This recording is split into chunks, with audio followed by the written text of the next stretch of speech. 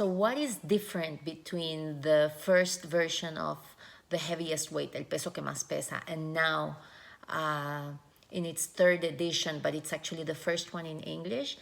Well, I honestly think that this is the most complete version of the book that has lived so far.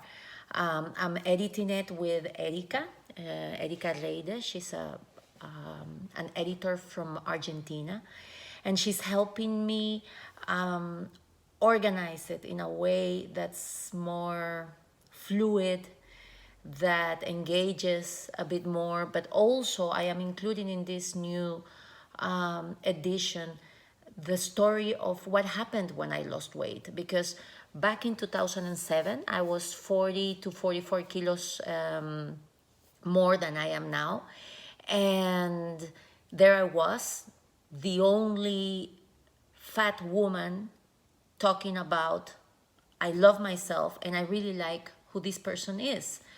I couldn't, at least at that time, I didn't find books, I didn't find figures or people who were talking about just being happy in your body as it was, while it was big, you know. Very easy to talk about being happy in your body when you're skinny, when you look like what society thinks it should look like. But back in that day, I used to be alone in that road. And so writing the book was about sharing all of the things I was realizing. You know, I was realizing I'm not going to be happier when I lose weight. I'm not going to be happier because I am many sizes smaller. I'm not going to find a partner.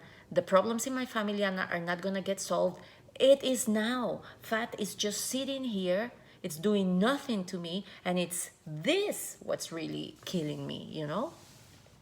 So once you lose the weight, then it was crazy to experience in my own body that it was indeed exactly as what I had thought. It does not change anything. But you know, what was really empowering for me was that the compliments that I so craved years before were not that important anymore. I mean, yes, I dated way more. Yes, I would go into a bar and guys would look around, but they were the same guys that I wouldn't even look at in the first place when I also used to be overweight, you know? So it didn't mean that I found love. It didn't mean that I was happy. It didn't stop from feeling all the pain that was coming my way because of other external forces like family, like, you know, just life.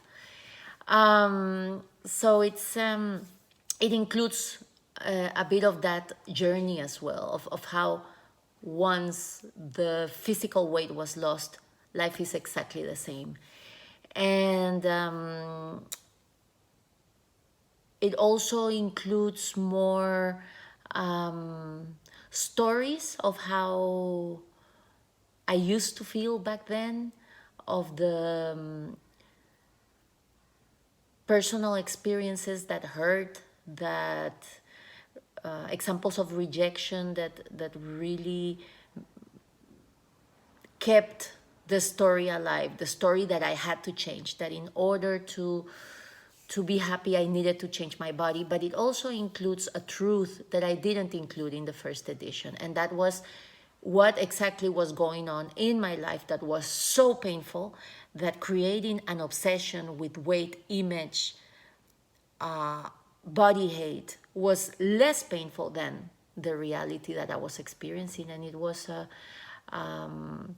the separation, the breakup of my family. It was also when I really started distancing myself from my mother, emotionally distancing, and it was extremely shameful and painful for me.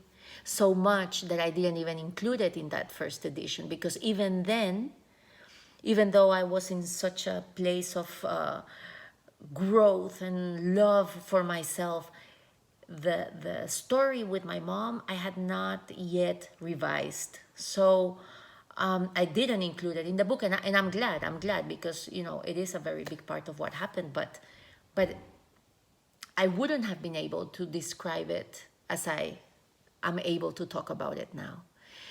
So yeah, those are a few things of what's changed between the first edition and this one, and I hope you enjoy it. It's coming very, very soon. Wait for it. The heaviest weight.